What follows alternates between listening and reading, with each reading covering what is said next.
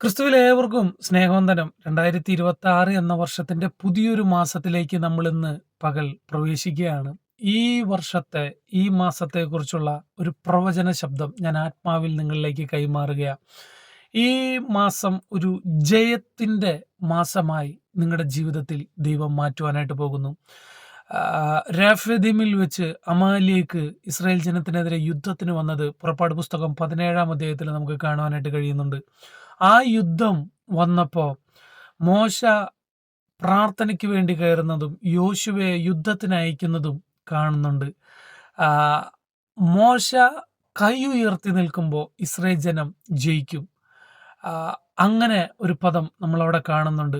അടുത്തൊരു പദം എഴുതിയിരിക്കുന്നത് ആകാശത്തിന്റെ കീഴെ നിന്ന് ആ അമാലേക്ക് സൈന്യത്തെ നീക്കിക്കളഞ്ഞു. അതായത് പിന്നീട് ഒരു ശേഷിപ്പ് കാണാത്ത നിലവാരത്തിൽ ദൈവം അതിനെ നീക്കിക്കളഞ്ഞതുപോലെ കഴിഞ്ഞ നാളുകളിൽ ഒത്തിരി പരിശ്രമിച്ചിട്ടും ഒത്തിരി അധ്വാനിച്ചിട്ടും ഒത്തിരി ഓടി നടന്നിട്ടും നേടാൻ പറ്റാത്ത ചില വിഷയങ്ങൾ ജീവിതത്തിൽ ആവശ്യമായിരുന്നിട്ടും ഒരു വെല്ലുവിളി പോലെ ഉയർന്നു നിന്ന നമ്മുടെ വാക്തത്വത്തിലേക്ക് നാം പ്രവേശിക്കാൻ അത്യാവശ്യ ഘട്ടമായ ആ വിജയം നമ്മുടെ ജീവിതത്തിലേക്ക് വരാതെ ഒരു തടസ്സം പോലെ നിന്ന ആ വിഷയത്തെ ആത്മാവിൽ മോശ കൈ ഉയർത്തിയതുപോലെ നിങ്ങൾക്ക് വേണ്ടി ഞാൻ കരമുയർത്തി നിൽക്കുകയാണ്.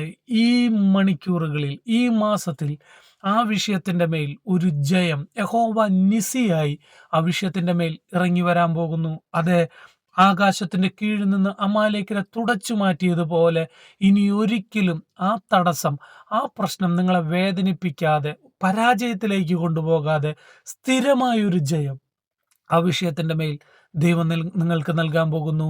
ഇത് വിശ്വസിക്കുക, ആമീൻ പറയുക, സ്വീകരിക്കുക. ഇത് ജയത്തിന്റെ മാസമാണ്. യഹോവ നിസിയായി ജീവിതത്തിൽ വെളിപ്പെടുന്ന മാസമായിരിക്കും. God bless you. ആമേൻ.